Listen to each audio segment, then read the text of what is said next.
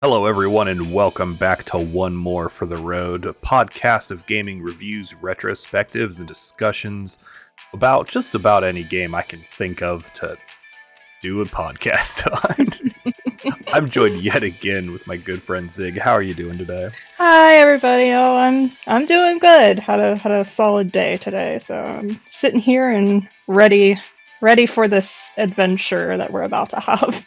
Yes. Before we get into our topic for the day, how were your holidays? Oh, good. We had a very solid Christmas, which was very good because last year, my parents and I were down with COVID. So Oh no. so this is the first time we got to actually enjoy it, and New Year's at my cousin's. So it was really good. How about you? I know you had Hanukkah. Yeah, we basically stayed home because part of our family had COVID. Oh my gosh, no. And then we had the blizzard. Yes, the great blizzard of the eastern side of the Yes, U.S. that was wild because it went from like 60 degrees Fahrenheit to -11 Yeah, it was in the crazy span of like because go ahead. no, it was like in the span of like 48 hours. It was actually Yeah, insane. yeah, because you're not that too far from me, so it would hit you, and then a couple hours later, it hit me. So it Hmm. was like I'd be talking to you, and you'd be like, "Oh, here comes the snow," and then "Oh, it's coming my way. Here comes the cold." Yeah. Anyway, today we're going to talk about the story and lore of Genshin Impact. This is definitely going to be a part one of our part two of Genshin Impact. Are we all following? So this is part two of our Genshin Impact coverage, but it's part one of our lore and story coverage. It got away from me. There's a lot Yeah. more lore here than I anticipated. I spent like the past week going through all of it. So So I mentioned in the last podcast when we talked about the mechanics, which that podcast is linked in the doobly doo, and if I remember, in a card. But the last podcast, I mentioned that those were basically the biggest notes, like the most detailed notes we've ever had on hmm the show. It got worse it got so much worse. by a significant margin. Yeah. It is. Hold on, I'm gonna check this real quick. It's 1, 2, 3, 4, 5, 6. It is 6 pages of notes of Yeah, lore. one page turned to six. I originally had the part two outline as like three-quarters of a page, and it turned into six. It's a lot. It's a lot. But this is probably going to be like, look, if you're looking for a deep dive on Genshin lore, I have good news. You might have found it. I Yes. don't know, to be 100% honest, because we haven't said it yet. But we're going to talk about quite a few things. Yeah.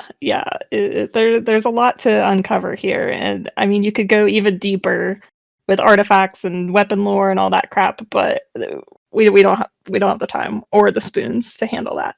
Oh yeah. That could be a much later Yeah, but later, spring when it's spring or summer, and it's warmed up and we can think, yes, the winter have brain fog lifts. have time to read. We're gonna get through Mondstadt and Liyue at least, and editor Eric will know whether or not we get through Inazuma, but current Eric does not.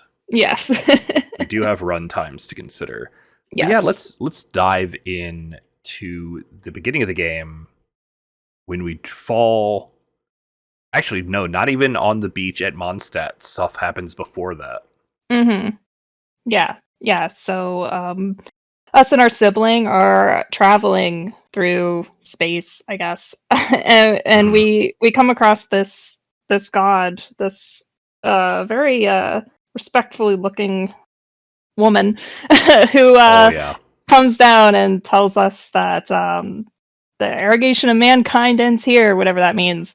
And she captures our sibling and sends us tumbling down to Tavat.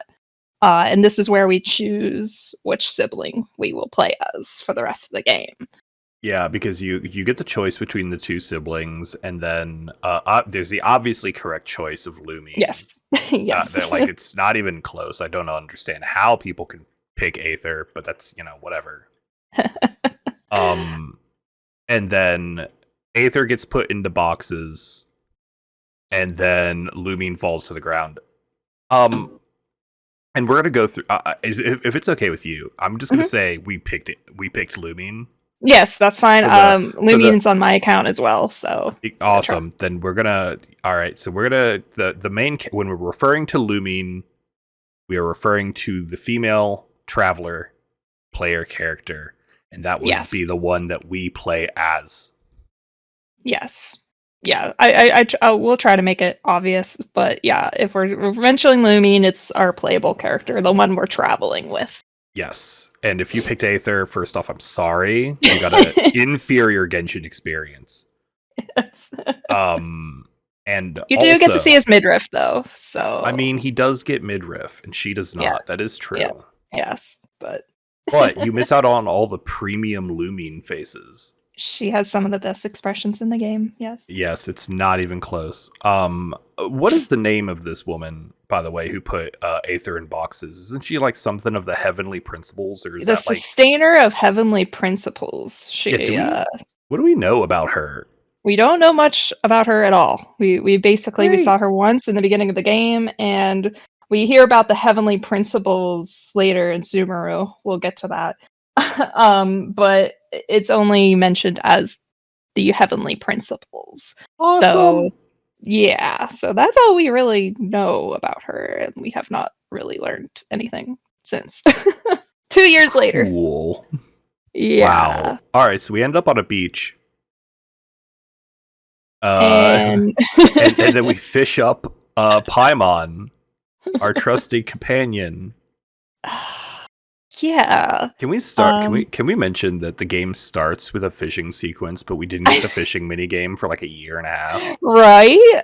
And I just gonna put that into the world. It was foreshadowing, I guess. Yeah, foreshadowing the fishing mini game.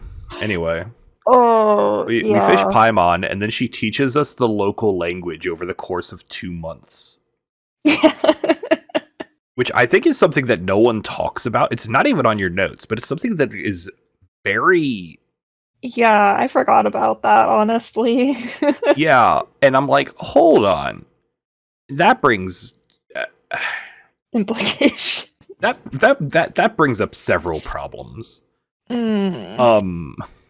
But we'll get to those. just put a pin in that.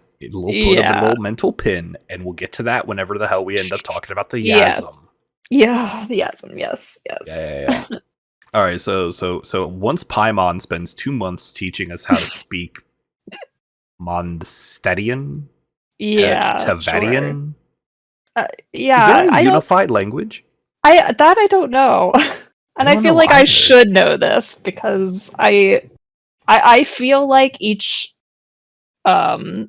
region definitely has their own language, because when we're talking in the latest Archon interlude, they talk about an Inazuman word. They actually say that. So it appears like each region does have their own dialect. So I wonder if it's a dialect. I wonder if it's a full language, or they're just like local dialects, like like Scottish, like there's like people who like Scottish accents. Wait, is there a Scottish language? I feel like I'm being horrendously insensitive. You're asking the wrong editor Eric. Find out and then cut this out if I am being insensitive. If I'm being insensitive, thanks. Throwing something against the Italians, I don't know. We got plenty of material to work with. Yes. Anyway, so after that, we run into Venti. Yeah, our first run-in with Venti, who he's talking to a giant dragon. And which is super cool. Very cool. He's very cool looking. The dragon, but Venti too, I guess. And then we like step on a twig or something, and they notice us. I don't know. Oh They notice yeah, us yeah, now. yeah, yeah. It's such a weird cliche too. It's such a weird cliche. It's like, wait, what are you? What do you, like? Why? Like I feel like the big giant magic dragon would have noticed us earlier, but what do I I know? know, right? But then he does notice us. He roars in our general direction, and then takes off, and then Venti just like disappears into thin air. So, Venti's just like lol, comma lamau. oh, I'm out. Peace. Yep. Like, okay. Uh, then we run into Amber, and she's the best character. Mm-hmm. Just She's straight up. she's pretty premium, doesn't she? She like yells at us or something, doesn't she? She's like, "What are you doing? Why are you in the forest?" We're like, "We're lost." She's like, "Oh my god, I'm the worst travel. I'm the worst person. Welcome to Mondstadt. Yeah. Oh my god, you want to be best friends and learn how to fly?" It's like, yes. Like, oh, thanks. Oh my god. We're best friends now. Like, oh, okay, Amber, cool. BFFs for L. So we get to Mondstadt, and then the dragon. Oh my god.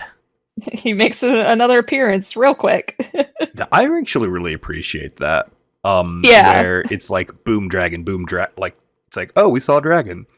Yeah. Oh my god, the Yeah. dragon's back. And then we get with that like Panzer Dragoon Yeah. section, which never happens again.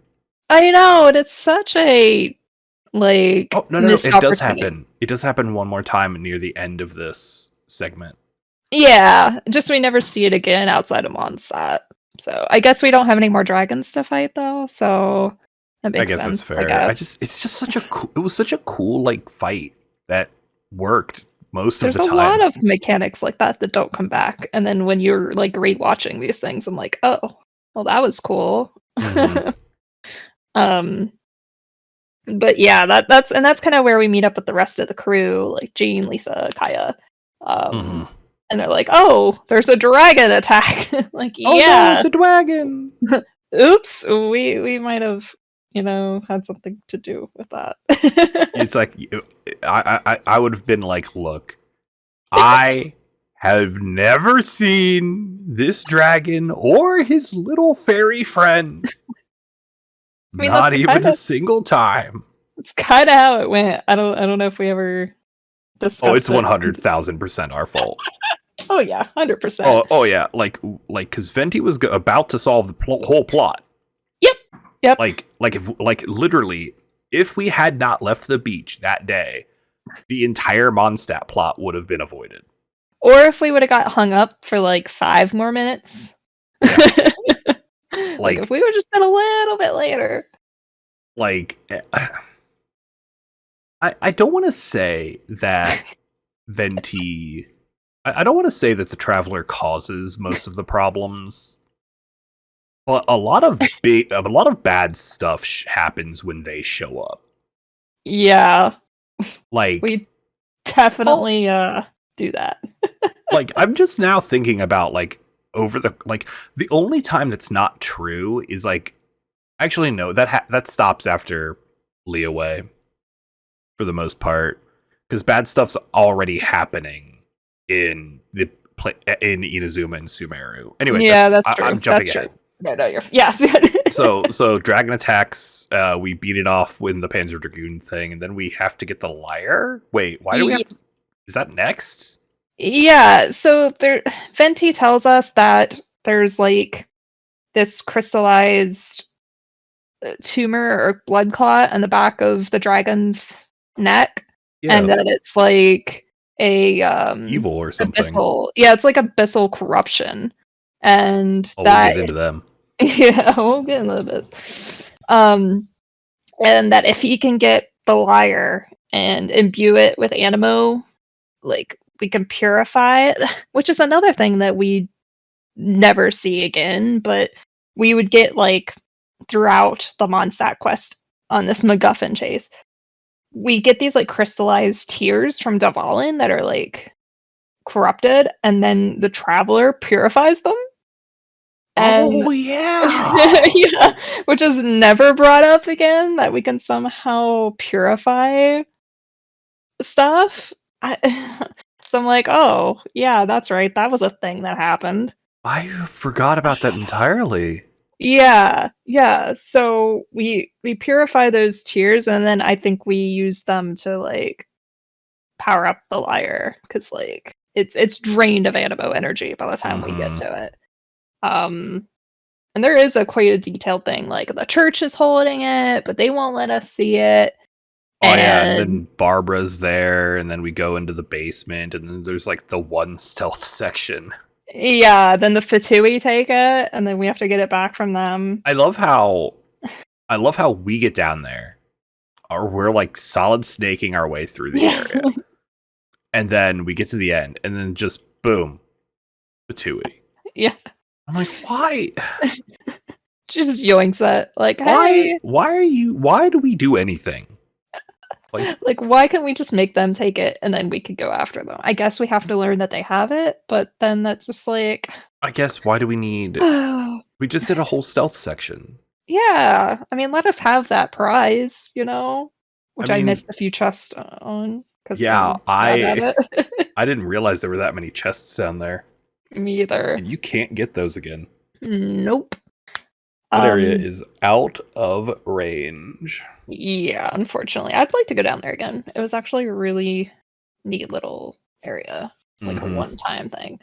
But yeah, so the Fatui take it, then we have to go after them, and that's like a whole thing too. But we do eventually get it back and get it all sorted out. And then we go up to like the top of the mountain, and we're like, this is the best place to call for the dragon. So Venti takes his lyre and he plays it, and then Dvalin comes, and we almost get him back on our side. And then an Abyss Mage shows up. It's like, no, Those don't listen to them. shieldy boys. Yeah, and he's like, don't listen to them. They're trying to manipulate you. And then As the little dude trying to manipulate you. right, right. What a I also forgot to mention that we learned Venti is the Animo Archon. Oh yeah, he's this. like, oh yeah, I'm God. Yeah. Fun By fact. the way, I'm God of this region. What's up? Yeah, we have local gods. That's me. Hi, I'm local. Yeah. I'm God. In your area. Local gods in your area. Local for harem protects. I'm the local drunken god. So what's up? We'll get to archons in general at some point because I definitely want to talk about them as like a whole. Probably at the end we'll do. Like I think we'll have just a nice summary about certain things. But yeah, so we lose our opportunity there, and I think that's where the lyre's broken. Yeah, that tracks. Yeah. Listen, guys, I've been working on this for like a week. I already forgot what happened in Mondstadt. And I didn't do any research because I trusted Zig to do it. And so I'm running off of like 2-year-old memory. Yeah, so it's Mondstadt is so like it's really good as a foundation, but it's very rushed. Yeah, nothing. Not rushed, because bare bones. Yeah, because it's like, oh, your siblings in the abyss. Like, what? We just learned that. Yeah, some guy. Yeah, it's just like, oh wait, so wait, who tells us that? Do you know? We ran into our sibling, didn't we? Wait, or no, wait, that was later. That was later. That was in Liyue. I think it's just like that abyss. The the abyss mage. Yeah, because he says something about like the princess. Well, in this case, the prince, because we are looming. But yeah, that is how we find out that information, and so that's a twist. So our sibling is what a twist. Our siblings here, and they're working for one of the two bad guys. So we have the Abyss, and we have the Fatui. So the Abyss is like the big overarching underground organization, and the Fatui are from Snezhnaya and work under the Cryo Archon. Yeah, so and when we say the underground organization, we mean literally they're underground. Like there's an abyss. There's like a hole in the ground. Yeah, literally called the abyss. That's where they are. That's why they're called that. Yes. I cannot stress enough the fact that this is a physical hole in the ground. All right, it's just very important. We're all on top of this. Yes. This will be relevant later. It will. I feel like we're going to be saying that a lot. I mean, that's the problem with like you said, the first couple areas are a lot of setup for things we learn later. Yeah, and I feel like Mondstadt's going to be coming back. Like, I feel like this isn't actually the Mondstadt chapter. I feel like it was just the prologue to set everything up, because Mondstadt's going to have a lot in it that we can't know yet. I have theories, but we can do wild theories later. Yeah, that's a later Eric and Zig problem. Yeah.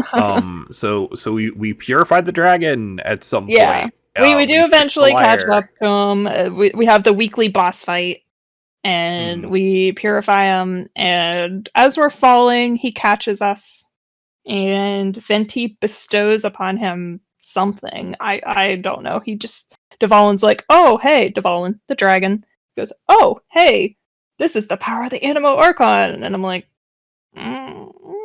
he wins in his general direction. Yeah. He just blows gently in his general direction, like, "Here you go." Yep, and then we go to church for some reason.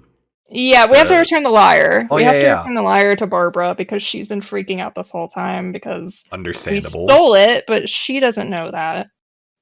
So we go to the church and we're like, "Oh, hey, look what we found, but it's broken," and she about passes out. And Venti's like, "Here, I'll fix it." So he fixes it, and she's all happy, and she goes running off, and Venti's like, "So I didn't actually fix it, and that's gonna wear off pretty shortly, so we gotta go." I forgot, and that's the funniest damn thing ever. I know. He's like, alright, we have about 30 seconds before that illusion falls off. We should leave. And then you know what happens the second we leave? We get attacked. We get attacked by Signora. She walks up, freezes us all, and it's like, "Hey, that's a cool little chess piece you've got there called a gnosis." I'm sorry, inside your gnosis. Yeah, it's inside his chest or something? Yeah, she yanks it out of his chest physically. Yeah. I forgot. Yeah. The other Archons don't have it that way.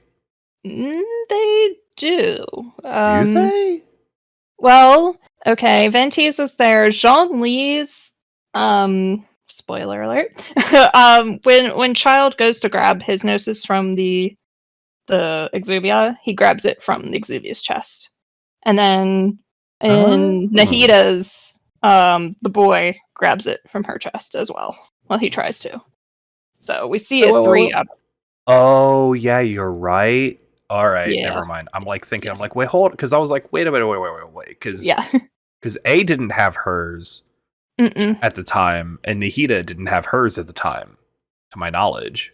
Not to my knowledge. I don't know where Nahida. Because it was powering the Akasha network. Was it? Did it have to be? Was it somewhere else at the time? I mean, I didn't know where it physically was. I didn't know whether it was like within her. Oh, that makes. Or whether it was like in the office powering it. Well, she had to have. We're getting off track, but she had to have had it with her after the incident because she needed the two gnosises to do the do. That's extraordinarily fair. All right. Yeah. Nope. You're probably right. So they are probably kept inside the body. Yes. 9 times out of 10. When they at least when they're using their Archon powers. Right. So Signora grabs his gnosis. Yeah. Okay, sorry. I've got Trails from Zero on the brain. They literally pronounce the G. All right, so she grabs the gnosis. We gotta focus. Right. Yeah, our first time meeting a harbinger. She is number 8.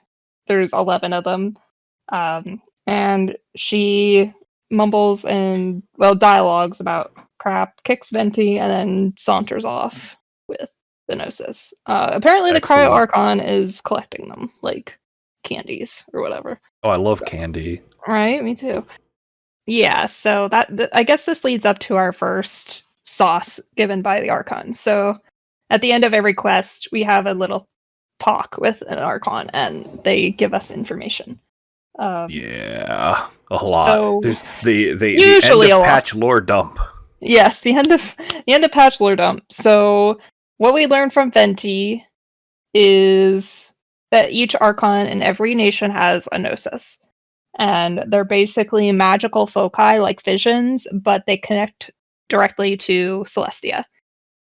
Celestia. Yeah. Have we talked about visions?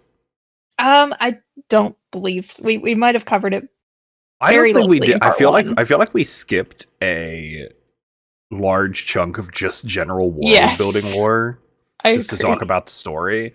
Yeah. I'm not gonna worry about that right now. Yeah, right. We'll get to that one. You know what? We can do concepts like this as we get to them. Yes. Like visions. Yes. So visions are basically people who, what is it? It's catch the eye of God. Like, hold on. Yeah, so the vision itself is called like the eye of God, I guess, in different translations. The divine gaze, it's Yeah, referred to there we go. multiple times. Yeah. So it's a magical foci that allows a person to harness the elements. Specifically, one element. Yes, you get one. Yep. Every archon is hypothetically in charge of distribution of them. Yeah, that's what we've been led to believe. But we haven't seen that really in action.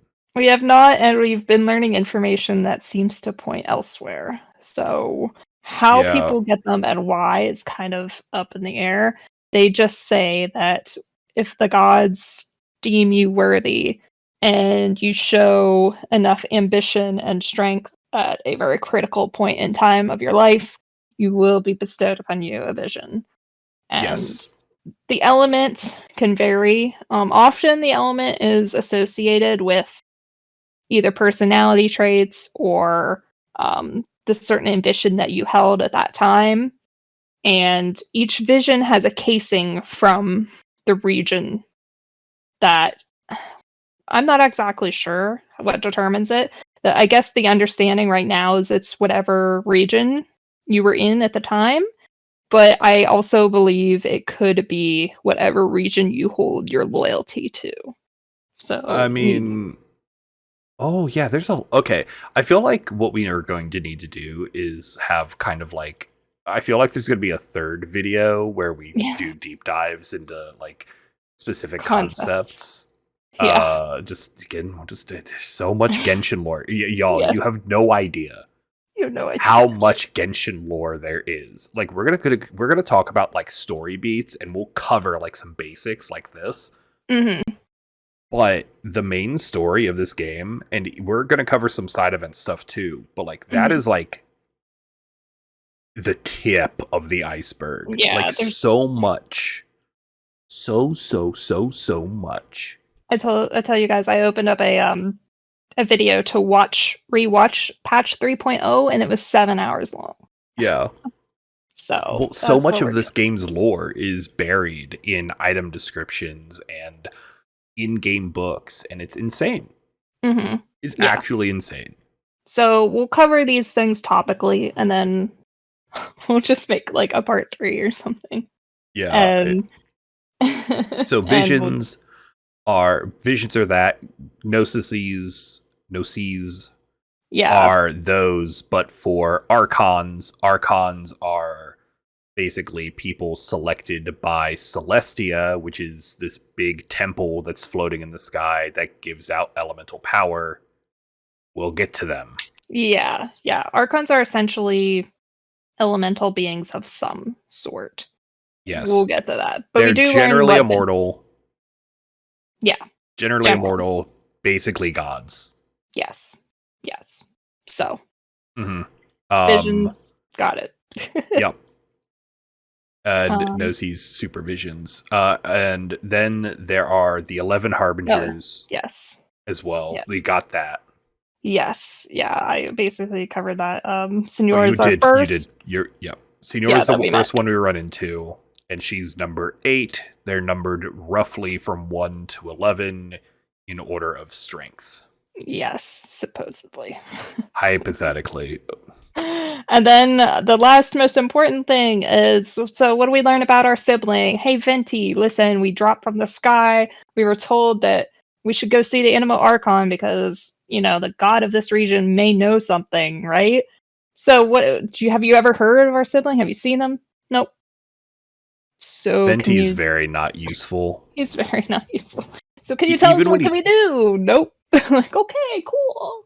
Neat. He's like, I don't know what you're talking about, and I'm sober, so go to the next region. Yeah, they're having like a festival or something, and nothing bad will happen. Yeah, it's like you got to go to Liyue, and you know what? Perfect timing. They have this thing called the Rite of Descension, and every year the Geo Archon descends and like mingles with the Liyue people and blesses them and stuff. Oh, but it's happening like tomorrow, and if you miss it, you gotta wait a whole other year, so you better go. And so obviously you faff about in the, open world for, months. As you do. Yeah, open a few chests, get some. Yeah, get distracted, and then you get to Liyue, which I gotta say, Liyue, and I think I said this in the last, in the mechanics podcast. Mm-hmm. I think it's my favorite region. Yeah, like overall, I just think the town has my favorite music. Mm-hmm. It's just a nice place to be. There's a lot of variety in Liyue that I like. Mm-hmm. You got the city, you got the meadows and the valleys, and then you got like really like the peaks and lots of rocky cliffs and stuff. Oh yeah. So it is really aesthetically pleasing and nice variety to explore. Mm-hmm. I just think like all the other regions I like Inazuma I think is pretty neat. Sumeru is incredible. Yeah, but like Liyue, I like Liyue. Yeah. Anyway, we get there just in time, regardless of how much faffing about we do. Yes. And you'll never guess what happens. Something terrible. Oh no! I was told it would be illegal, but Morax dies. Yeah, so Morax is the Archon of Liyue. Yeah. He's the Archon, and he's a big silly dragon, and then he descends. Yes. To die. A little too fast. He crashed. He was drunk, flying drunk, and he crashed his dragon body. Can I just say how funny that scene is? It's just like I haven't seen it in a long time, but I do remember like just this big, like basically a Rayquaza, like a brown Rayquaza falling off into the sky and falling into like a curl. Big furry Rayquaza, and he just hits the ground and just his head like flops. Oh my god! And I just like lost it. early Genshin is wild, especially early Genshin. Early Genshin is just such a wild experience. Yeah. So if you ever start this game from the very beginning, just take it in because it is a unique experience that you will not regret. I will say this, like, man, Genshin Impact is fun. It's just a fun video game, but like, God, I wish it didn't have gacha elements. Anyway, right. So we get saved because everyone do.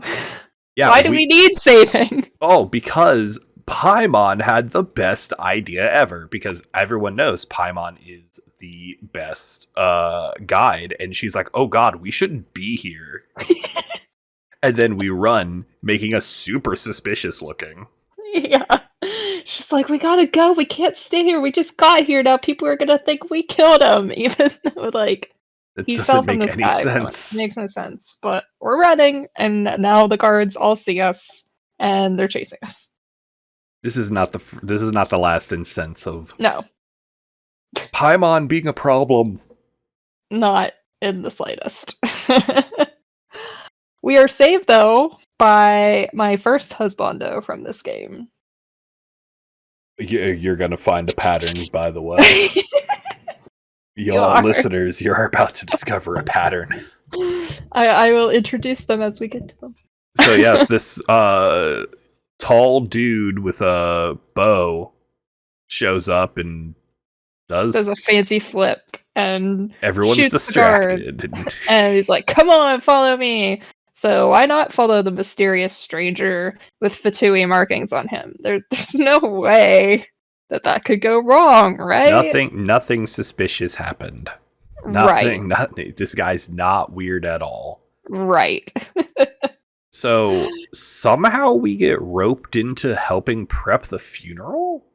Yeah, so after so Child takes us back. So he introduces himself as Child, and he introduces himself right off the bat as the 11th Harbinger. So already that's another Harbinger down. Oh yeah, he takes us to the bank. Yes.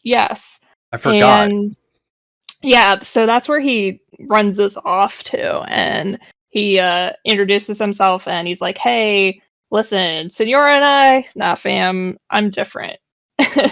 I'm here to help you." So I think he sets us up with Zhongli. He knows Zhongli because Child is Zhongli's wallet.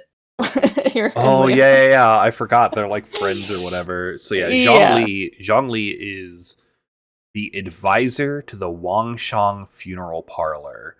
Yes. Who is run by this girl named Hu Tao that we never meet.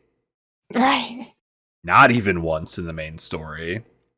We literally, the only time she appears in any story content was during the Goba event.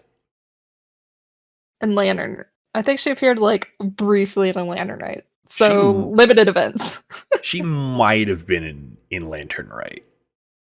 Maybe. The second one, I think. She has a story quest. Yeah. Oh wow. Yeah, I had forgotten that we never actually really meet her. Do. Yeah, she's not in any Archon quest. She's never in a main quest. And that's something that drives me insane. Like, they have so many characters that never show up in the Archon quests. Not every character can get a good boy treatment. Yeah. So Zhongli is like, "Child, give me money and I will go and prep the funeral," or however it is he talks. Yes, that's pretty accurate, honestly. Yup. And then so we go shopping with a man who has no concept of money.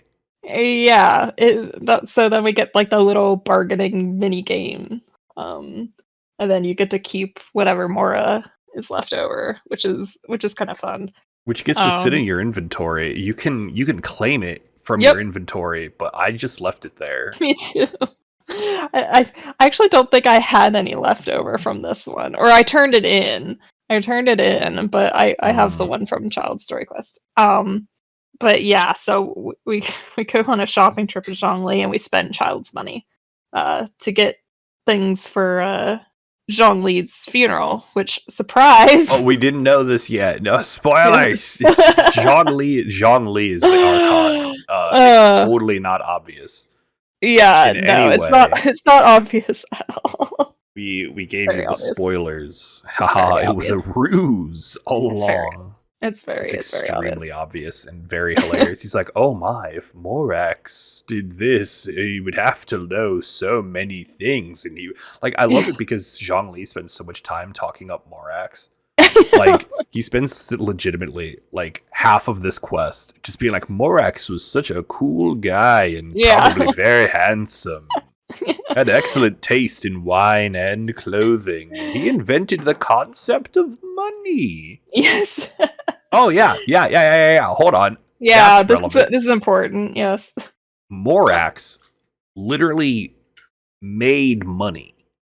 Mm-hmm. Like he was printed. He was the bank.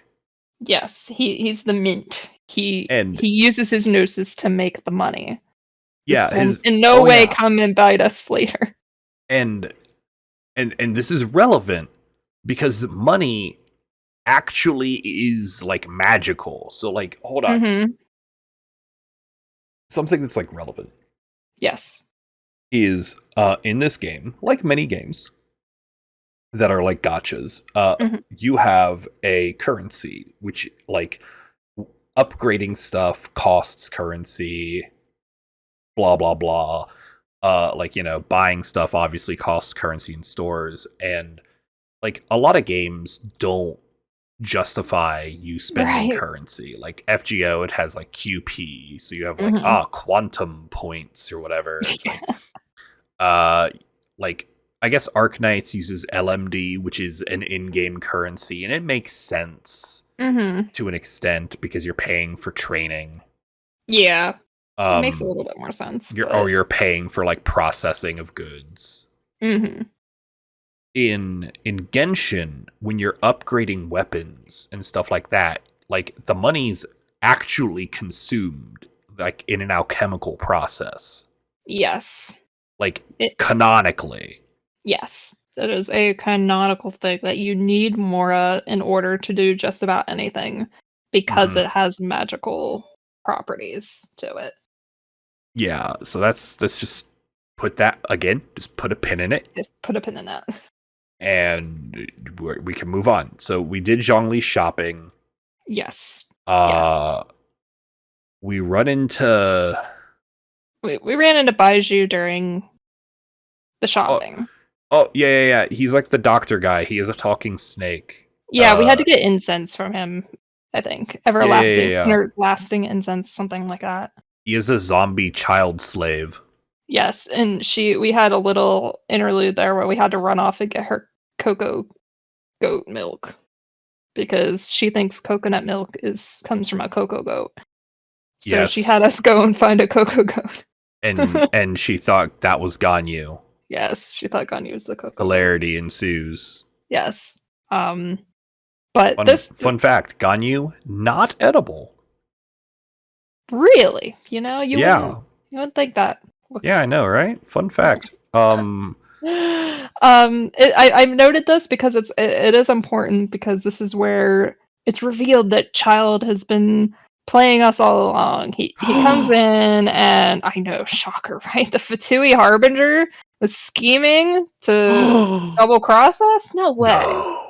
I don't think we find this out here, but we as the player do. Oh yeah, because there's a cutscene and he's Yeah. like, I'm going to get the gnosis. Yeah.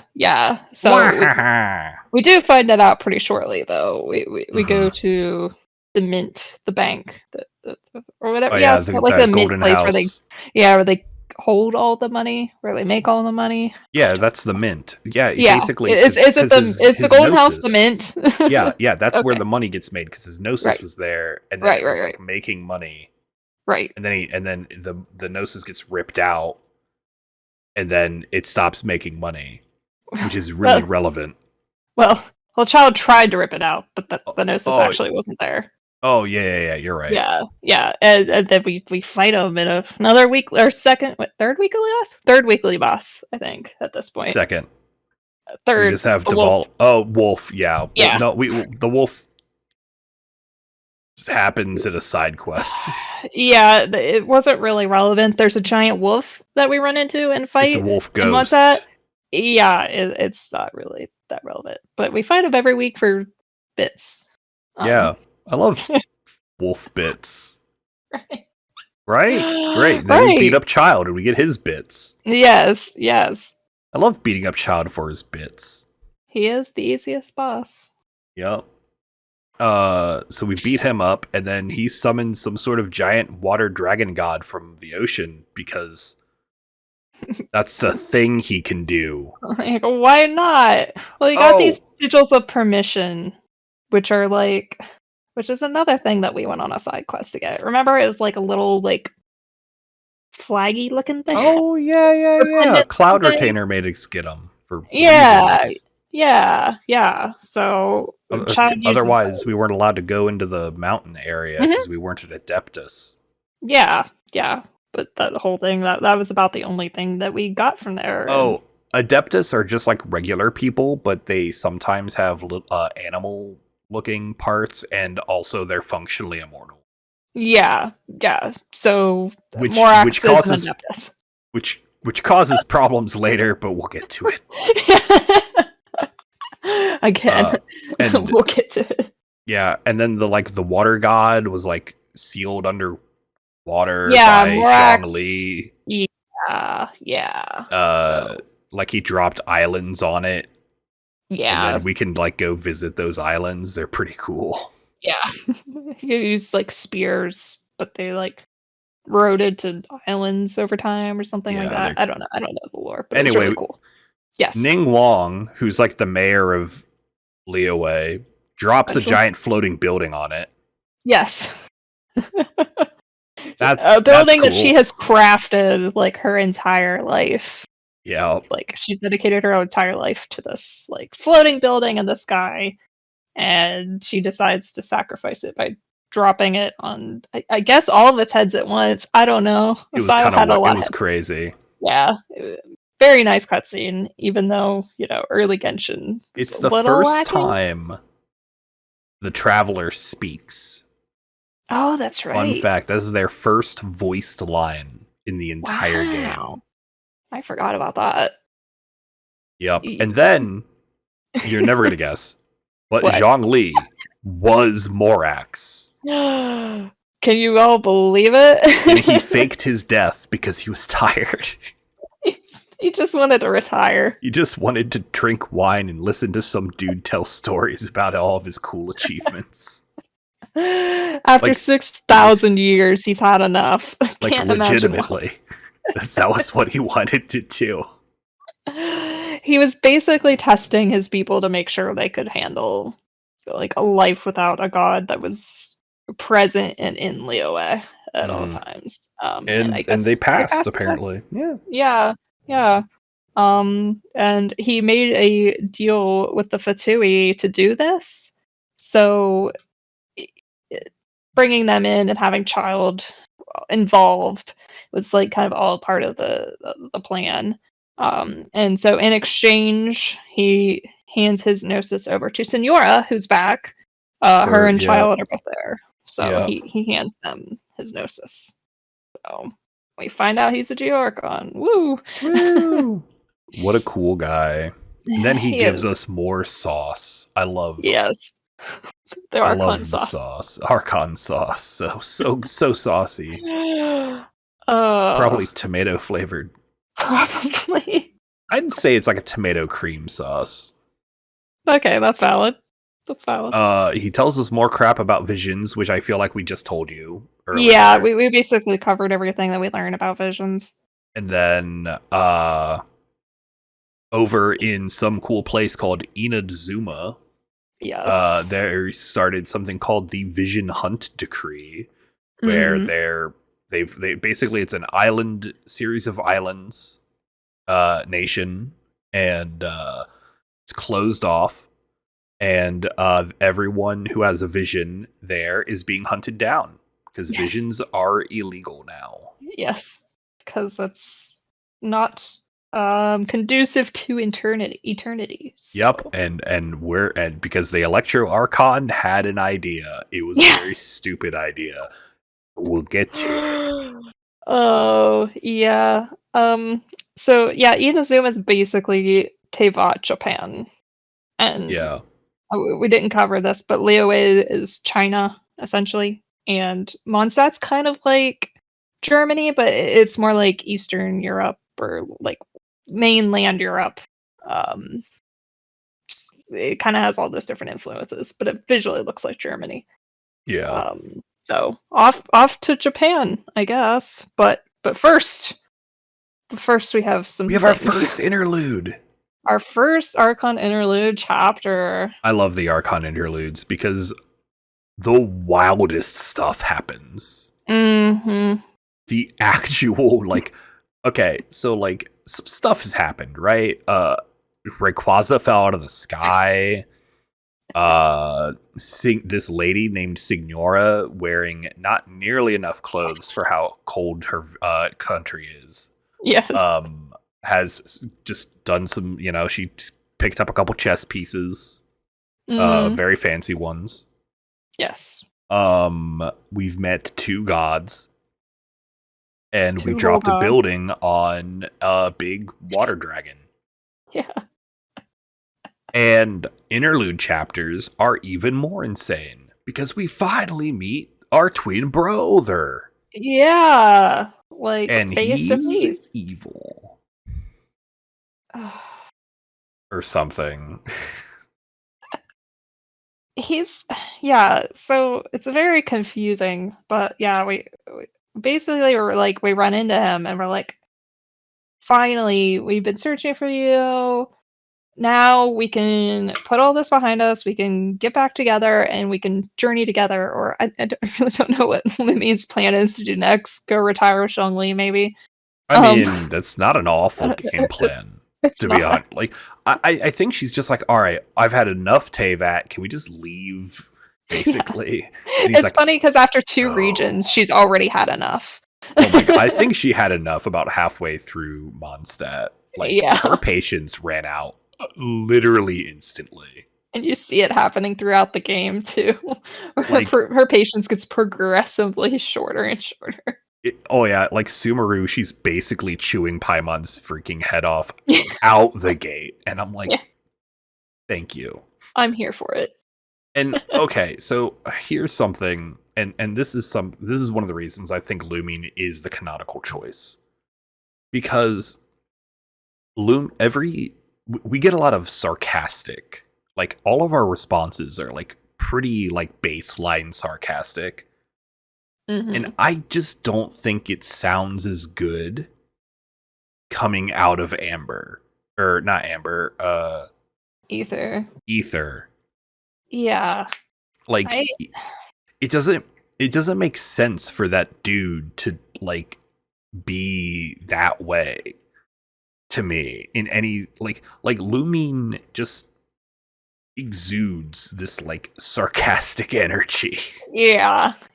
And I'm like, it has to be the canonical choice. Like Aether just doesn't feel like he fits the pro tag role, and I don't. Yeah. I don't know if that's voice direction or what, and this is not Zig hates on voice actors at all. I actually really like Zach and Sarah. I think they both do an incredible job. Oh, they're hold on. We haven't really mentioned this, but like the English voice cast for Genshin Impact is actually insane. Yeah, Eric and I are both English players. Yeah. So. Massive shout outs to Kelly Baskin, the voice of Amber, for just being a generally awesome human being. Yeah. And making one of my favorite characters have one of my favorite voices. Yes. Like, I literally have a signed print. Oh, I'm jealous. Like, I have a signed Amber print, signed by the VA. I mean, I have some prints, but I'm waiting. My shout out time, Patrick Pedraza, best choice for Scaramouche ever. And please do Streamily so I can get a signed print. Thank you. There you go. We will annoy you. I'm sure he will hear this and take my advice. Yes, I will annoy him on Twitter to listen to the 50-minute mark of this podcast where we beg you for these things. Thank you. But yeah, English voices have been knocked out of the park. Every English voice is done really well. Yes. So yeah, there's this guy named Dansleaf. Yes, we meet Dainsleif. He's like the devil? Is he? Or something? I don't know. Well, our sibling, when we meet our sibling, we have Dainsleif with us. So we meet up with Dainsleif in like the tavern, and we're like, hey, be our companion. We'll pay you money. This is suddenly Skyrim. And he asks us 3 questions and finds it favorable, so he tags up with us, and he's with us when we run into the sibling, and our sibling's like, "You're with Dane?" It's like a high school, like, ew. What are you doing with him? I'm like, I don't know, I picked him up at the bar. Yeah. Like, why are you being so sassy? He's a great guy. Yeah, he's been sworn to carry my burdens. I paid him 500 mora. I actually don't know what the amount was, but I have no idea. It's funnier. Some tiny amount. Yeah. So they're like, listen, he's not good, and I can't come with you right now, and you'll understand once you go through the journey, because I had to come here and go through the journey, and now I understand that I'm gonna make you do the same thing. And then they poof through a portal. And Uh-huh. Dane gives chase and makes it through the portal, and we give chase and we don't. And we fall. We have poor reaction times. We fall in Yes. a big hole. Yeah, we have a lot of poor reaction times when it comes to abyssal portals. We should probably work on that a little bit. Look, if Lumine had good reaction times, literally like 90% of the plot would just never happen. Okay, that is completely fair and valid. Yes. All right, look, combat situation, literally one of the best fighters in the nation. Mm-hmm. Any other situation, like literal slapstick comedy routine. Yes. Maybe that's why we lost so many times in the boss fight in 3.2. Maybe we just didn't have that reaction time. Yeah, we suck. All right. Before we get to Inazuma, and I think we have time to cover at least part of Inazuma. Yeah. There were some events that had relevant story bits. So this is the thing that sucks. There are actually like lore relevant story bits in limited run events. It's really unfortunate that we don't have a way to revisit these. It's very fortunate that we have YouTube, so people can go and look these up. And as we talk about these, I'll name at least the ones that I wrote down. Because some of them are very worth going and looking through if you're even remotely interested in the game. Yeah, I would love to talk about Unreconciled Stars because it was the Mona event, and I like Mona a lot. Yes, because I am extremely biased for reasons that will soon become obvious. In that event, we learned several things. One, within literally the last 500 to 1,000 years, the sea level rose 1 kilometer. What? No, like Venti caused Pylos Peak to be underwater. I think it was mentioned that the Animo Archon like blew it.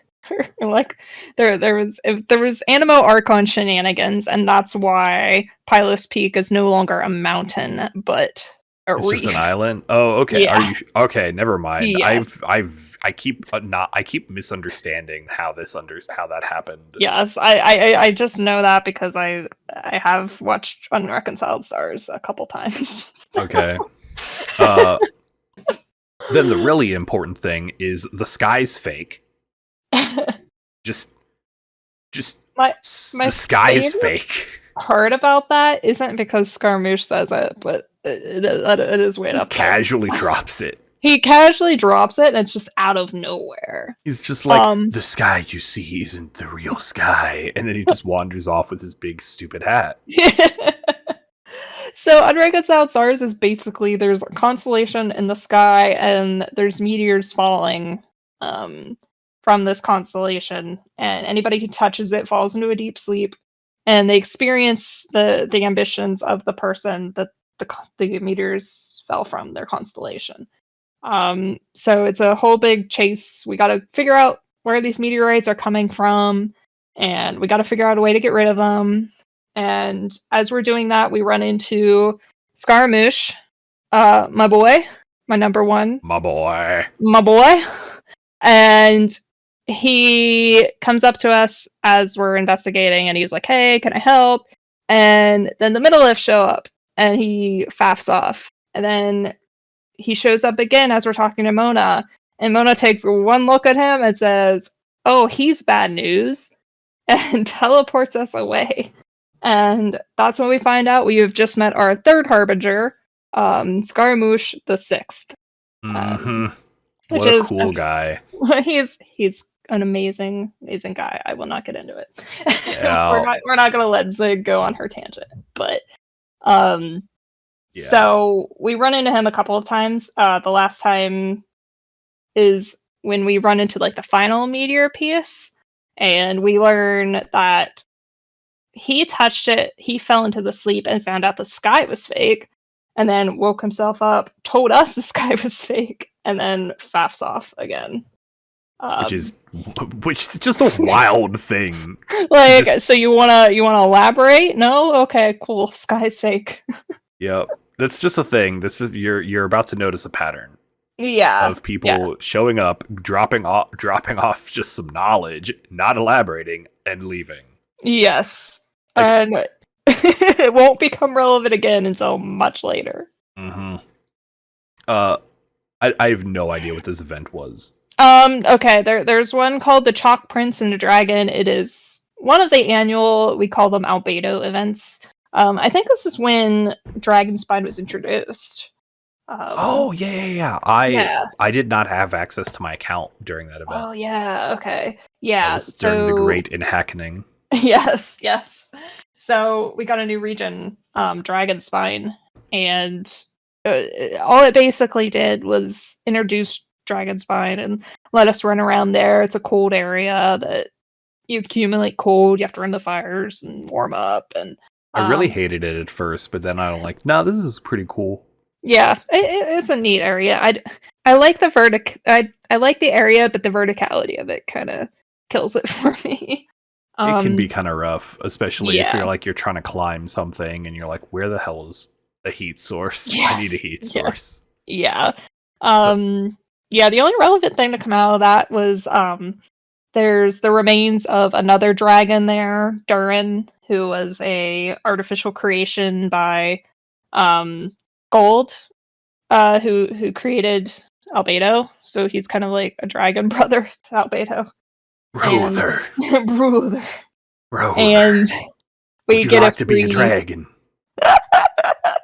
We get a free sword, which we will never get again. So if you missed it, oh well. It's okay. There's another sword for Albedo that's better, but it was also on a limited event. It's literally his best in slot sword. I love how his two best swords were from limited events. I know. It's great. I'm hoping they fix that. I really do, but what a guy. And then we just had the Zhongli story quest after that, which wasn't really relevant. It just brings up another weekly boss. Yeah. Yeah, Zhongli had a buddy dragon named Ajdaha. Ajdaha. Oh, hold on. This actually does bring up an interesting thing. The concept of erosion. Oh, yes. Where basically, like, the immortal characters, specifically the Archons, something occurs to them, which they refer to as erosion, which is basically like their personality and memory just starts wearing down. Mm-hmm. And they feel, at least I believe their current running theory is it has something to do with the Gnosis. That's at least like something that is mentioned. I think it's mentioned in Inazuma. I actually don't remember that. It's part of Yae Miko's giant. It's part of the Inazuma sauce spilling. Okay, I mean, we'll get to why Zega has target focused. Y'all will find a pattern where if it's not relevant to my favorite characters, I start to gloss. I've noticed. It's okay. We're about to get to one of my favorite characters, so I do know. Good. All right. First Lantern Rite was pretty cool. Yeah, we got like the thing that was neat. We got to make those Zhao lanterns, and we could release them in the sky, and that was cool. Windbloom Festival covered the plot of the manga. Ah, yes, the manga. Read the manga. That's the whole thing. Yes. Oh, and then there was the Summer Islands event where we got an entire new region. Yes. That's only available for like a month every year. The one time they actually bring something back. Yeah, Klee's mom. And when I said we met her, we met a voice clip of her. A disembodied voice. Yeah, it was great. Yeah, I don't remember much from that event. I skimmed through it, but we basically take Klee on vacation. And it was awesome. It's adorable. It's really cute. I love those events. And Yeah. Klee's mom is apparently the most powerful witch just ever, Yeah. and is also functionally immortal. Yes. Because we don't have enough functionally immortal people. Right? No, Sure. it's never enough of those. Mm-hmm. And that brings us to Inazuma. Yeah, so we finally get there. Yep. And so we're like, oh, we have to go get our way to Inazuma, and in order to do that, we have to win a fighting tournament. Yeah, oh yeah, that's right. I forgot Kazuha's whole quest was like Yeah, we had a whole Kazuha side quest. I don't understand how you didn't have this in your notes. It involves an attractive male character. Yeah, it involves one of my other fake boys. simp. Yeah. Listen, there's only one anime boy in my life now, and just It's all okay. the other ones. I only remember because Beta's there. There wasn't a whole lot that happened other than we had to like do the competition, and I guess we learned that Kazuha has another vision on him. It's like of his dead friend. Yeah. Animo boy, dead friend. You'll see a pattern. But so it's a deactivated vision, and he's been just kind of experimenting with ways to reactivate it. And part of the competition. What was the prize? No, that was the prize. The prize was the vision. Yeah. Yeah. So that's why we're in the tournament, to get the vision, and then we get on the boat. We get on Beto's boat, and then a cut to black later. We're in Inazuma. Yeah. The big thing about Inazuma is there's a huge storm going on around Inazuma, and it's made the point several times that, hey, there's a big storm around Inazuma, and it's going to be a real journey to get there. There was like a proper name for it too, and I don't remember what it is. Editor Eric, find the name of the storm. Thank you, Editor Eric. You're the best. Yes. Everyone say thank you, Editor Eric. Thank you, Editor Eric. Yeah, thank you, Editor Eric. We love you, Editor Eric. You're so cool. It's the coolest.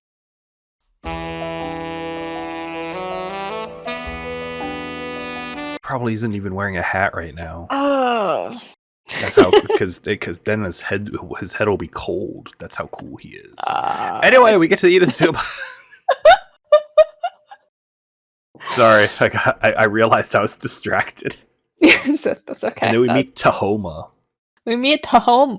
Everyone likes Tahoma. He's Red Child.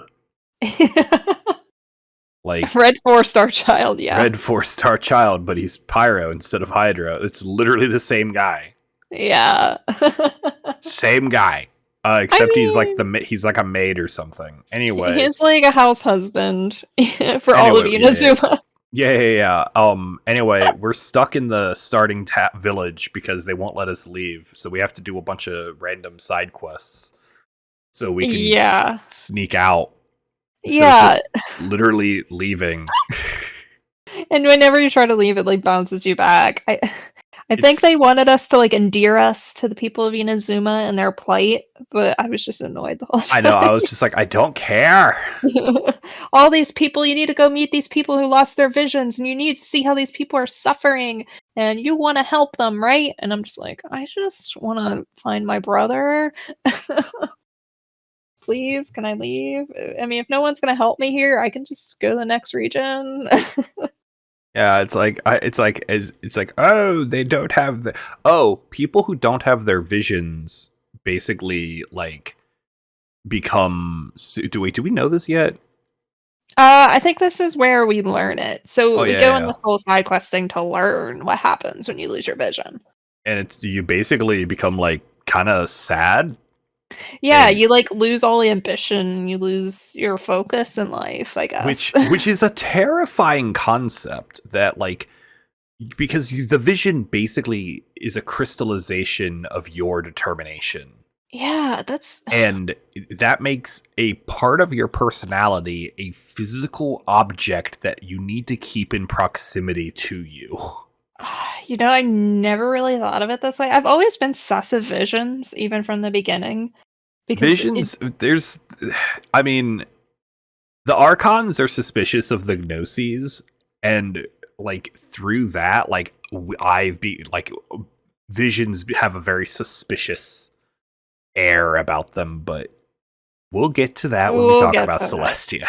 Yeah, Like a lot of that's my a thoughts.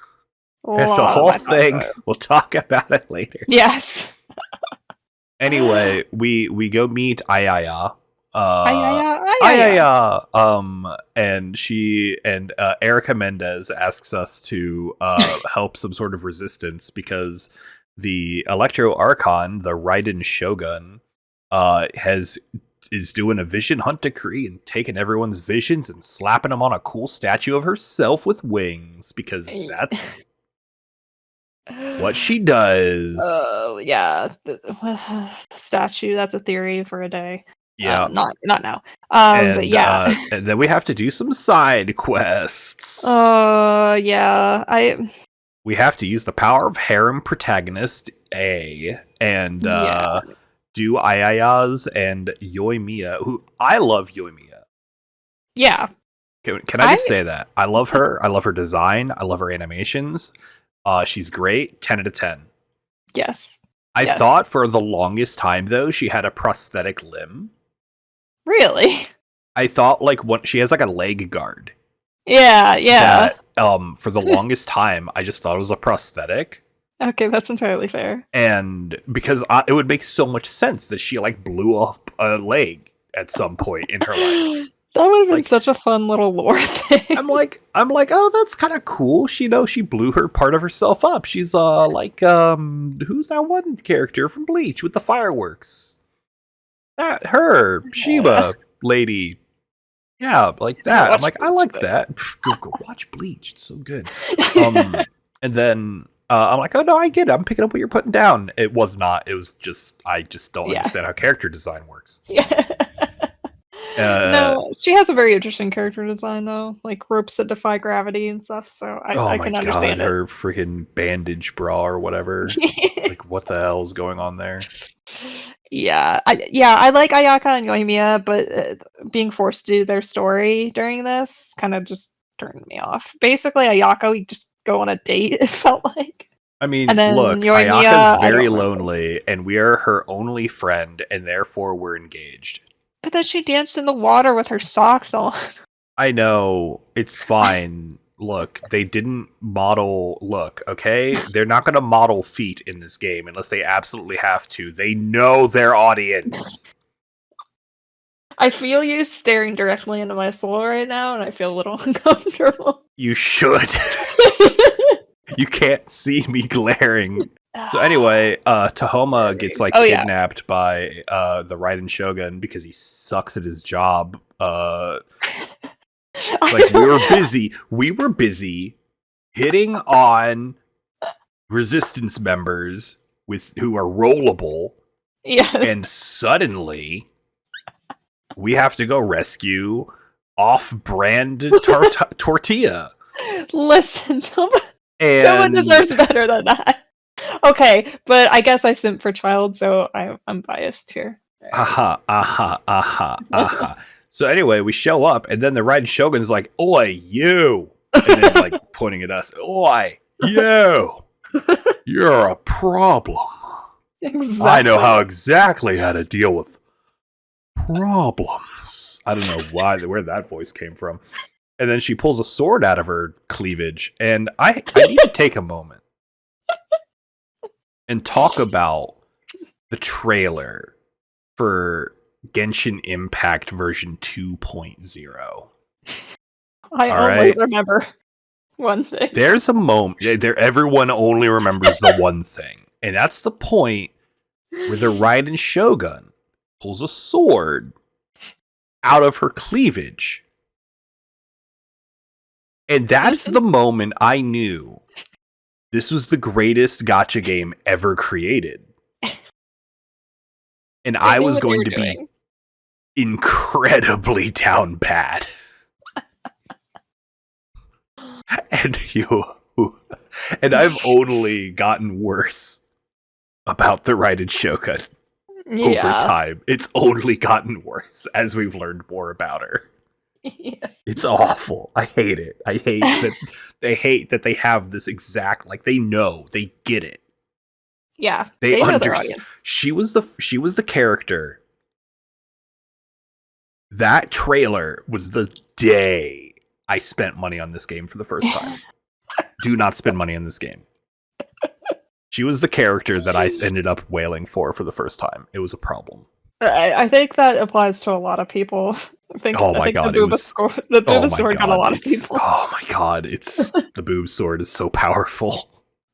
And it's her burst animation, so I know, it's so good. Anyways, she sucks us into her depression closet, and we find that there's another Raiden Shogun inside the Raiden Shogun's cleavage area. We don't really know. It's called the Plane of Euthymia, but we don't know that yet, and it's somewhere in the vaguely inside the Raiden Shogun. We'll get to it. Anyway, we have a boss fight which sucks, by the way. Yeah. That fight sucks.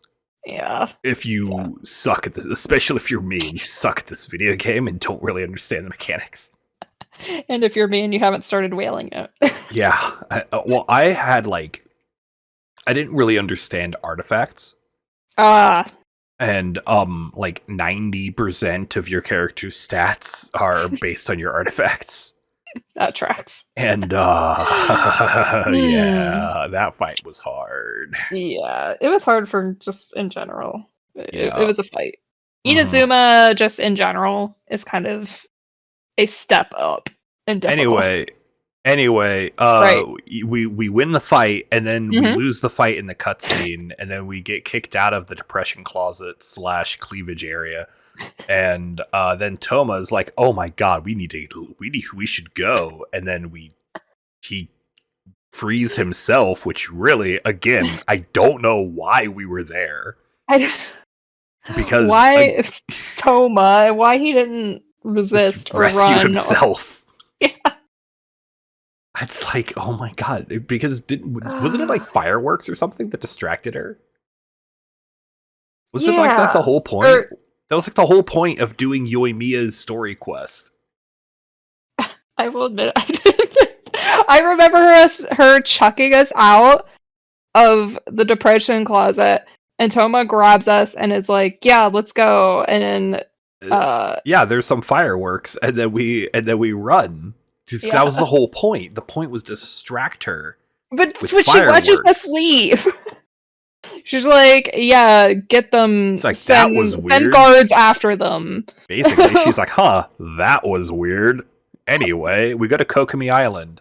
Off to Kokomi Island. Oh, yeah, Kokomi Island. Watatsumi Island, for those people who don't know what Kokomi Island is. It's the island that they added in the next patch, which we couldn't get to earlier because they haven't finished making it yet. And it is quite possibly the prettiest part of Inazuma. It's gorgeous. Yeah, it's probably the prettiest, I agree. It might be the prettiest area in the video game. It's up there for me. It's like a top 5. It being annoying to traverse drops it a little bit, but it's so pretty to look at. Yeah. All the best looking areas suck to traverse. Anyway. Yeah. Oh god. We meet. Hold on. I'm looking at your notes. I have things to say.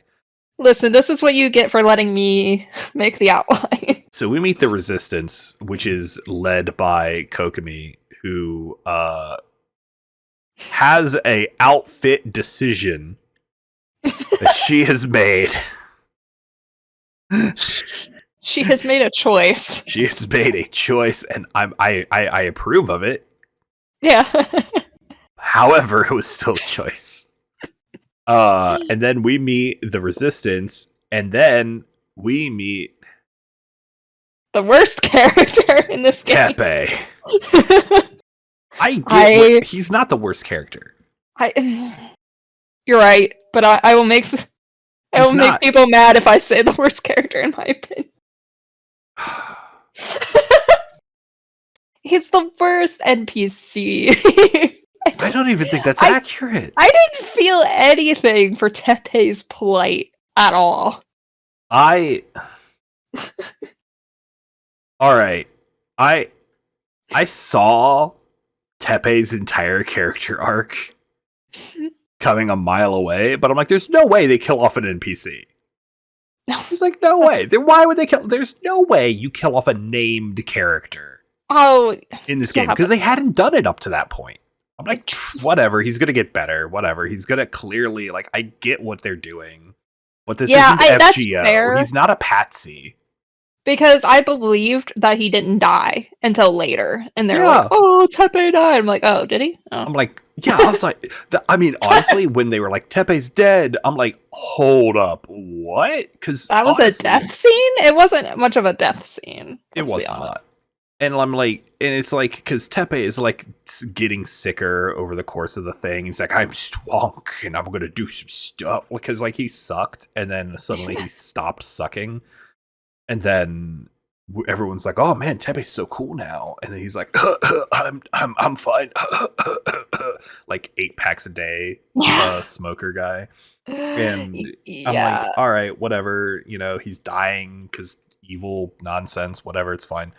And I'm like, "Whatever, he'll get better." And then he died. And Tepe's death hit me in a really interesting way because like I didn't feel a lot of like emotion towards Tepe. Mm-hmm. It kind of broke a taboo in my it like, hold on, Genshin is cool with killing off characters now? Yeah. Because there was like a safety net. Hold on.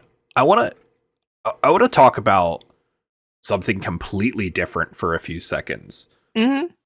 And that's the 1980s Transformers movie. Sorry, I wasn't prepared for that. All right, hold on. No. I need you to understand something. I need to hear this. Okay. So when I was a young man, my father, he took me to the Blockbuster.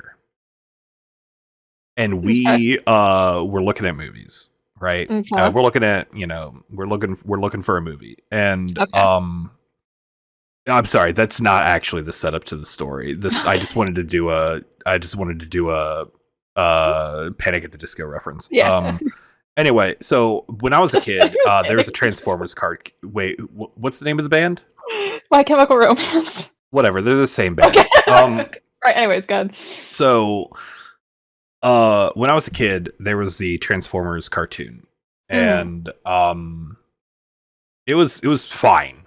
Yeah. Right? Like I was an 80s kid, and we had a bunch of crappy cartoons like that. It was like that and He-Man, Masters of the Universe. Like I did like Care Bears. Anyway, like, basic cartoons, the enemies, they fight the bad guys, the good guys fight the bad guys, they all get beat up, and at the end of the day, the good guys are fine. Over evil. Good triumphs over evil, and then like maybe a new character gets added. Because they're trying to sell, like, all these cartoons were like about selling toys, right? So, right. They made a new toy, and now he's on the cartoon. It's so cool. Mm-hmm. So,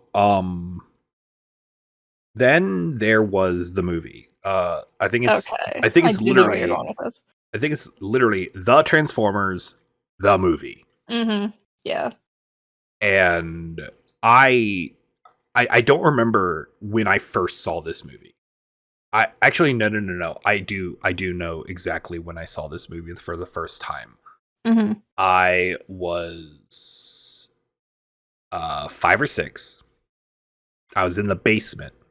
Mm-hmm. We just got a Super Nintendo. Ooh. With Super Mario Bros. All right, Super Mario World. Mm-hmm. We just got the Super Nintendo, but my dad came home. He's like, "Hey, I heard you like these here Transformers, and we got a VHS of the movie. Have you ever seen the movie?" And however does he talked. And I'm like, "I have not, father. or however does I talk. Yeah. And we watch it. We pop it in and we watch it. Now I need you to understand. This is a basement. It's a carpeted basement. I have all of my toys are in a little area to the side of the television. So I got all my favorite Transformers right there in the room with me. We watch the movie, and within 10 minutes, Optimus Prime is killed, has a death scene, monologue, and passes away. Oh my gosh. Yeah. Uh-huh. And that affected me. Yeah. All right? Like, I feel like there are other people. I don't feel like you're alone. I feel like I'm sure if you went out like and Googled the Transformers movie on YouTube, you're gonna find like a whole bunch of 30-something YouTubers who have talked about this at some point in their life. Yeah. So this is heard mine. talk of it. So this is my time. Yeah, that was the I've first heard time. of it. That was the first time I have ever seen a character in one of my cartoons like die. Yeah. And I'm like, oh, that's a thing that can happen now. Yeah. And it's like a line, Yeah, and I've never watched the like second half of that movie. Yeah. I legitimately don't know what happens in it. There's like a planet that like eats other planets, like the there's like a big robot planet that eats other planets, and it's like insane looking. I've seen like a clip of it. I don't know what it looks like, but I just remember very distinctly. And like I was like crying. Like I was destroyed like emotionally. Like I didn't know how to process this. Yeah. Tepe is Genshin doing that, but really shittily. Okay. Yeah. That's completely fair and valid. Yeah, like it's just like they tried to get that, and like they gave me a very similar effect. Yeah. Of like, okay, NPCs are allowed to die. You're allowed to kill off main story characters. Yeah. But like they just gave us one 20 minutes ago. Yeah. Like I don't care about Tepe. Yeah. Now, could you imagine if they did that, but like with a summonable character or something? Yeah. So here's why Tepe didn't surprise me, like his death, or it didn't really affect me in that way, is because I don't know Honkai that well, but I know what they've done in Honkai. I know Hoyoverse goes there, and I know they do that in several of their properties. Genshin just felt so safe. It never felt safe to me. I'm gonna say that. See, I did not have that Honkai experience until much later. Like, and I discovered the manga, and I'm like, yo, these girls are cute. I need to get back into Honkai. But like, have you ever? What was your like experience with that like concept? Did you ever have something like that? Like my favorite like characters are not off the table experience. Yeah. I feel like it was. I can't really pinpoint it. But I feel like my worst experience of such a thing was FGO and Romani. And I think that sort of experience held over to where I go into gacha games, and I've had so many experiences of when I pick a favorite character, they usually die. So I've gotten to this point where I'm desensitized to these games, where if I'm going into a game and I'm picking a favorite character, I'm already prepared for them to die. Because I'm just like bracing myself for this inevitability, because it's happened a lot. That's really fascinating that it happened so late in life, actually. Yeah. See, but I was never into games and anime until my college years.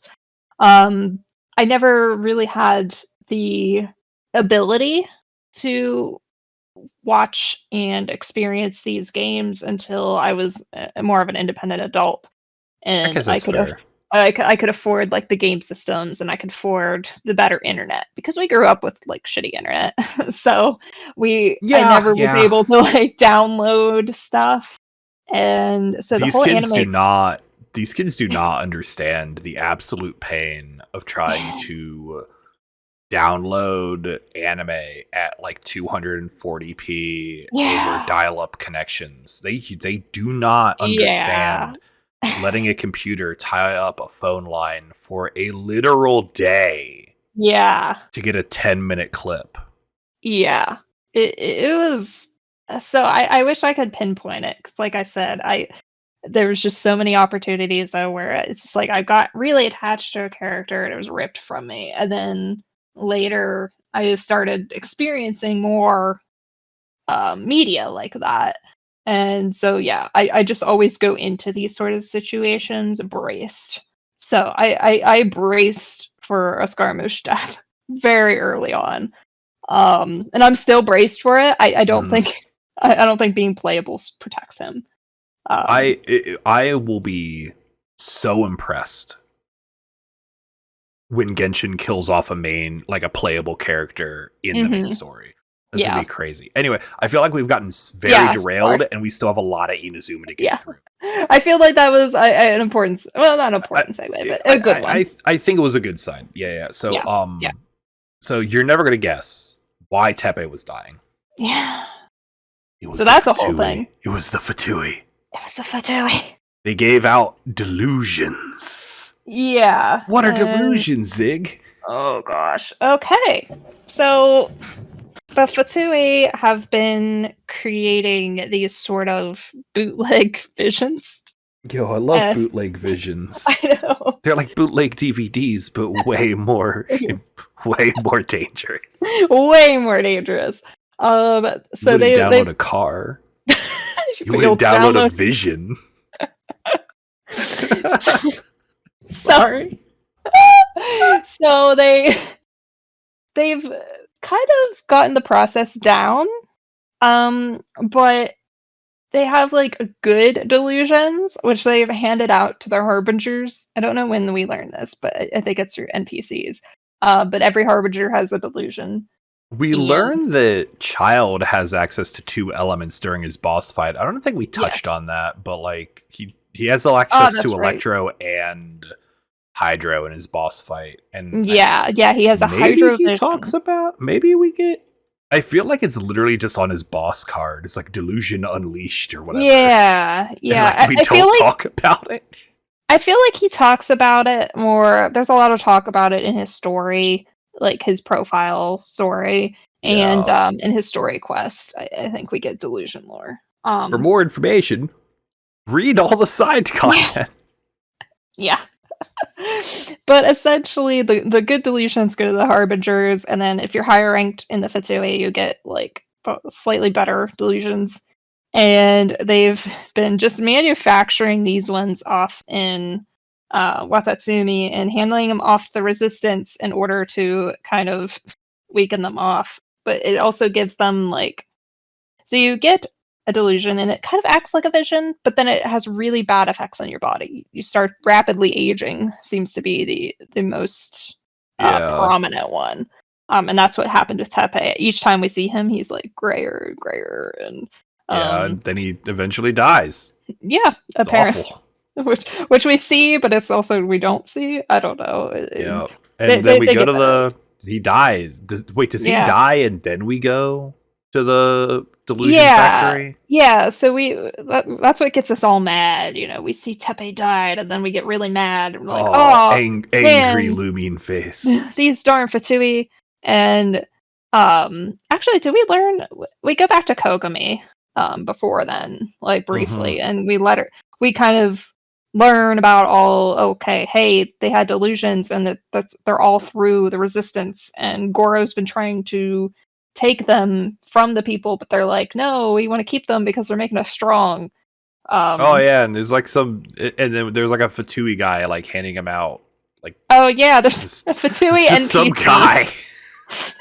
Yeah, I keep forgetting about that dude. Like a Hydro Fatui guy, just like, hey man, you want a vision? Yeah, he's out in the street corner peddling delusions. It's like, and then it's like he's literally like around the corner from like the castle or like Kokomi's like palace or whatever. I'm like, how did you not know about this guy? He's right there. Oh my gosh, I know. So I swear to God, people in this world are really unobservant. Yeah. Anyway, was focused on other things, I guess. Anyway, we go to the factory because we beat up that guy and he tells us where it is. Yeah, we find out where the factory is, and we get there, and I don't know when we find this out, but they're being manufactured with like tartarigami and all that. Oh yeah, crap. the spicy nonsense from Big Bone Snake Island. Yeah, so TLDR, this giant god died, and we're using its remains essentially to make delusions. The Fatui we are. Yeah. So they're using this factory to make delusions. And since this is a 0.1 patch, that means Scaramouche shows up because he only shows up in 0.1 patches. So the boy is here. The boy, and he spouts some cryptic nonsense at us again. And then he leaves. Yep. And then we have to fight a mirror maiden, and it sucks. Yeah. We do a little. Well, we pass out. We get KO'd, and then Miko saves us. We see Yae Miko walking in as we're passing out, approaching Skara. Yeah. And we wake up, and she was like, "Oh yeah, I kicked his butt, and he gave me you guys." So she lied. Spoilers. But we'll get to that. Yeah. But after that, she does like a little tutorial on how to fight the Shogun because stupid tutorial fight in the grass that I kept screwing up. Me too. Because I was using Klee. That's right. I forgot about that. I was using Klee, and then it turns out when you're not supposed to take damage or whatever during the thing, and then I kept setting the grass on fire, which made me keep failing. I think I did that too, but I had to Luke. So it was awesome. Yeah. Anyway, like one of the commissions that Sarah Kujo Sarah works for, they're the ones who are keeping the Fatui around. And she's like, we're so cool. And we're like, no, look at your dad or whatever. Granddad? Adopted? Was she adopted? I think she was adopted into the she was adopted into Kujo. Yeah, she was adopted, and then like her adoptive dad is like, no, look, he's clearly evil, and he's off in the corner laughing maniacally. The Fatui.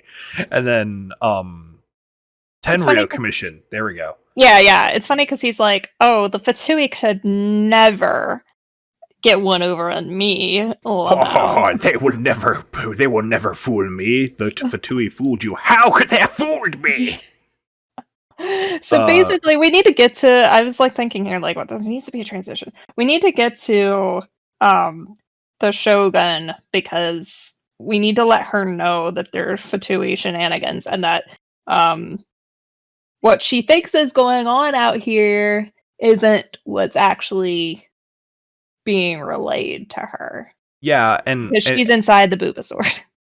We don't really understand that she's inside the Boobasaur. We're just like, oh yeah, she's been locking herself up in the palace or whatever. Mm-hmm. And we're like, okay, cool, she's in the palace or whatever, and she's not coming outside to see what's actually happening. So we have to like drag her out with like a. Well, I think Yae explained to us she's in the plane of Euthymia. Okay. Because we got dragged into the plane of Euthymia that first time. And then we told Yae, when we woke up after passing out, she's like, oh, you met her. And we're like, oh yeah, the Shogun. She's like, no, not the puppet, you met her. We learned that there's like two shoguns. There's the one that we're seeing, and then there's the one inside the sword. Yeah. Um, And that's kind of weird. yeah. But we'll get we to that need in to a get minute. back. We need to get back to the inside shogun. Yeah, But so we need that's to a little talk to harder. her. Yeah, we need to get to her, but that's hard to do. Yes. So Sarah is like, "Oh my god, the Fatui!" And then she goes to go beat up her dad or whatever, but then Signora was there, so Signora beats her up, and then we beat up Signora, and then that's pretty cool. And then the Raiden Shogun's like, "All right, all y'all have had a lot of fun. You." And Signora's like, "Yes, I am you." And then she's evaporated, and Signora is dead. She's very dead. She's never coming back. She will never be playable. She is 18 different flavors of dead. Like ash on the wind. We even had a funeral for her. Yes, and it was one of the best trailers they've ever produced. Yes. It was unironically a phenomenal trailer. Yes, I agree. And then Raiden's like, "All right, you can walk out of this room alive." And then we take one step out of the room, and she's like, "Ha ha! You've now left the room. I've kept my word." Kazuha shows up. Apparently, that's pretty cool. Yeah, so we get outside. She's like, "I will let you leave Tenshukaku alive." So we leave, and as we're leaving, like, everything's like really distorted and weird, and we're like having headaches or something. Like as we're walking, it was a really cool effect. I forgot about that. That was so cool. Yeah. So we're like forced to just slowly walk down, and the second we step outside, Raiden comes for us with her Musonuishin thing, her unblockable strike. Yeah, and I just like to point out the like camera work in this cutscene. It's like kind of the first time we're really starting to see them get really good at cutscenes and like playing around with like putting people off model and putting people in like and like using camera angles to emphasize actions and motions. It's they're starting to get a style of cutscene. And you're seeing the beginnings of that literally at this moment. And anyway, Kazuha activates the power of his friend's vision or whatever. Yeah. Which makes a bunch of other visions glow, I think. Yeah, well, yeah, he attacks, he blocks the attack, and we are able to jump inside the depression closet once more. Oh, I love jumping inside the cleavage. I mean, the depression closet. I'm sorry.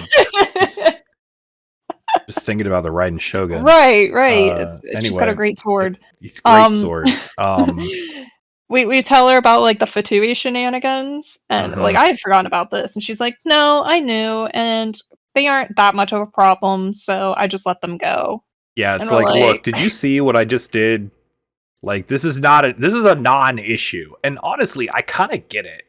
Yeah. Like, she's like, look, I'm just trying to collect all the visions.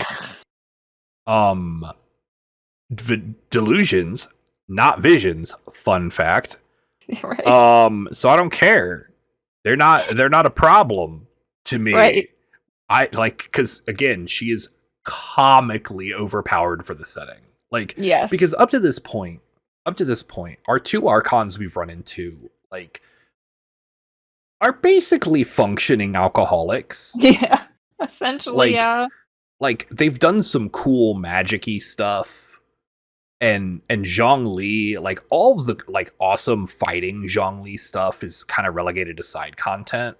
And he doesn't really do any of it anymore. But, like, Raiden Shogun, like, is insane, like how strong she is. She is an Archon built for war. And all the Archons had to win. There was like an Archon war a long time ago, and the Raiden Shogun kind of never dropped out of that. Yeah. She's like, Yeah. no, no, no, no, no. So up to this point, we're like, okay, they're just like super magic or whatever. No, no, no, Mhm. no, no, no, no, no, no. Like she could swat. Like she literally walked up to Signora and one shot her into dust. Yeah. She literally turned her to dust. And like it's a matter of scale that like we have like sh- and so we have this boss fight with her Mhm. in the plane of Euthymia. Mhm. And at this point I kind of get it. Like we are extraordinarily out of our depth We are. at this Yeah. point. Like we are we're like the Traveler is canonically extremely powerful, but Raiden is allowing us Yeah. to duel her. Yeah. Like she's like, all right, I won't one shot you. Show me what you can do. Yeah. And then we get the wave 2 fight where this is where we get the constellation with all the visions lighting up. Yep. Yep. And the power of the people. Yeah, which is super cool, by the It's way. a very cool. It's a very cool cutscene. Yeah. Beautiful. And my cats are playing with a thing. I have no idea if the mic's picking it up at this point, but we're just gonna pretend it's not. And then she does that, and then we and then we win, and then we win. Yes. we convince her, and then she's like, "All right, I'm gonna kick all the Fatui out, and everyone could have their stupid visions back. Just let me go back to my room." Fine, you guys can have your visions back, but you have to come get them. I'm not taking them down. Yeah, just come to the statue. Someone bring me a snack. I think she legitimately asked, like, I'm gonna go to my room and snack. Yeah. Yeah, she and Miko have a conversation, and then basically we just leave. Leave her there. It's kind of actually weirdly anticlimactic. Like, she's just like, all right, peace. Yeah. Then she just goes off. And then Yay Miko handles the Archon lore dump. Yeah, and that's the end of the patch. Yeah. That's the end of the patch. We get like interludes, but they aren't. Yeah, it's just it's very abrupt. It was like, I don't know what happened here, but like it just anyway, let's talk about Yay Miko's lore dump real quick before the creamy tomato sauce. She gives us the creamy tomato sauce. So Yay Miko had the Gnosis for reasons. Which, again, so we know that the Gnosis give insane amounts of power. Mm-hmm. And Raiden Shogun, who we learn is named A, didn't have it at that time. Like, she was not using the power. Nope. She was not using her Archon powers. That's just her. Yeah. Which is terrifying. Yeah. Yeah. Miko had it the entire time. And we'll get into that a little bit. Yeah, and we'll get into it right now. She traded it to Scaramouche for us. Yes. She did not beat up Scaramouche. She did a bargain. Yes. She's like, here, you take this, I give you this, and in exchange you give me that. Which I find it to be really interesting, because this is the second of 3. Only one of the 3 Gnosis so far have been taken by force. Right. Which I find, just again, put a pin in it. Yeah. But yeah, so Scaramouche, also we learn, is a puppet prototype created by A to function as the Raiden Shogun. Yeah. So I don't think we really touched on this, but the Raiden Shogun that we see is a puppet created by A to prevent her from experiencing erosion. She exists as kind of like a spirit form type deal inside that sword, inside the puppet, and she spends most of her time in meditation, so she doesn't experience any of that degradation. over time. Correct. Yeah. And so the puppet can like and so the puppet takes care of like 90% of the, you know, things going on in Inazuma. She takes care of all of that, and I It's guess basically an auto Scaramouche. mode. Yeah, and Scaramouche was apparently like a prototype version, which Okay. I find it. Go ahead. No, go ahead, because I will TLDR it, and I promise I will keep it as short as possible. Because I just find it very interesting. Yeah, I just find it very interesting that one of the prototypes she made was apparently male. Yeah, that is the interesting thing to me. So he was a prototype, which means if you know what a prototype is, it's basically, especially in figures and stuff, you create a prototype, which is like a proof of concept, and it's not the finished product, but it's showing what that product could be. So in creating a prototype, she had no intention of ever making him the the vessel. Like he was just a strict proof of concept. So she wanted to see if she could make a puppet that could house a gnosis because she needed somewhere to put this gnosis. So she's like, hey, maybe I could build this puppet and put a gnosis in it, and it could function as the Raiden Shogun in my place. Because 500 years ago, surprise, there were two twin gods, Makoto and A. And A lost her sister Makoto in the war, and it messed her up. So she wants like nothing to do with like the gnosis and all this stuff. She just wants to go in her little depression closet and be meditative so she can avoid erosion. So she created this puppet in order to hold the gnosis. Well, she found out that in the process of making him, when she put the gnosis in him, he showed emotion. He cried in his sleep. He was too fragile for it. So in that instance, she's like, okay, I cannot make a prototype puppet. I can't make a puppet that will house the gnosis. It's too, my abilities are not to that point. So she gave up. She put him away and asleep in a pavilion, in the Shake pavilion, and then scrapped the whole thing and started anew. And she eventually created the puppet she has now. She gave the gnosis to Yai, and that's kind of where we ended up. She was originally going to toss him, but seeing that he was sentient, she was like, okay, I can't exactly kill him because that would be cruel. You know what's the crazy part about this? Yeah. This is like the first time hearing like a lot of it, and I just went through a lot of the lore. Where is this information? The Scaramouche lore? Yeah, like I didn't know about her actually like putting the gnosis in him and like seeing him cry and all that. Where's that? There's so most of his lore is in Husk of Opulent Dreams.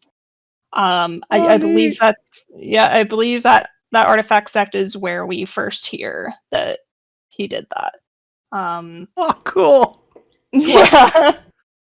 See, this is what I'm talking about when I'm like, hey, you remember how like I said like an hour ago or so where like 90% of the lore of this game is like in random item descriptions? Yeah. And when I say an hour, I mean 2 hours. That's what I meant. Yeah, and like they try in his story, like right in his trailers and stuff, they try to like TLDR that. But yeah, they never had the whole crying in his sleep thing. Like that was all. So there's so much more to it. And they tried, but I was like, I was gonna pull up Raiden's lore about him too, but I actually can't because I'm in game and it's gone for reasons. It's fair. We'll get to that. We'll get to it eventually, but yeah. So that's my spiel on Scaramouche and why Ya has the gnosis. Oh yeah. So anyway, we ask about Aether. Never heard of the guy. Apparently, we're like 0 for 3 here. Yeah, 3 Archons. Nobody's not a thing. Mm-hmm. And then she's like, "Hey, there's this Sumeru place, and they have knowledge as like an object. Like you can trade knowledge and as a currency. Yeah. How cool is that?" And then maybe the region of knowledge will know something. Maybe the knowing people will know stuff. Spoilers. They don't. For reasons. For reasons. Actually, hold on. I'm actually really mad about that, and I don't want to get into it right now, but I want to get into it later. Okay. All right, we got to make a note. Oh, I'm sure we will get into it. Yes, just like the Genshin Impact devs left us at a random, sudden cliffhanger of an ending with no explanation of like 90% of what happened, a very weird and middling resolution, we too shall do that. Yes. Next time, we will talk about the actually what the hell's going on with A and Sumeru. Mm-hmm. Because, oh my god, there's some stuff going on with A with implications. Yeah, there's a lot coming, so... We'll also have ourselves a wonderful time talking about some theories and just random lore tidbits as well. So please look forward to that next week. Maybe, hopefully. I'm really trying to keep these on a weekly basis. I'm trying my best, all right? Part two of part two. Part two of part two of part two of my three-part Genshin Impact, possibly 4. We don't know. Who knows? It could be any number of parts. Anything can happen. Anything is possible. Anyway, this is Zig. Thank you for this. Thank you for having me again. Yes, and we'll see you all next time. I mean, it's not you've got another 2 hours this Discord call with me. Yes, I can't wait. At bare minimum. All right, this has been one more for the road. I hope you all have a great rest of your day. Goodbye. Bye. Woo.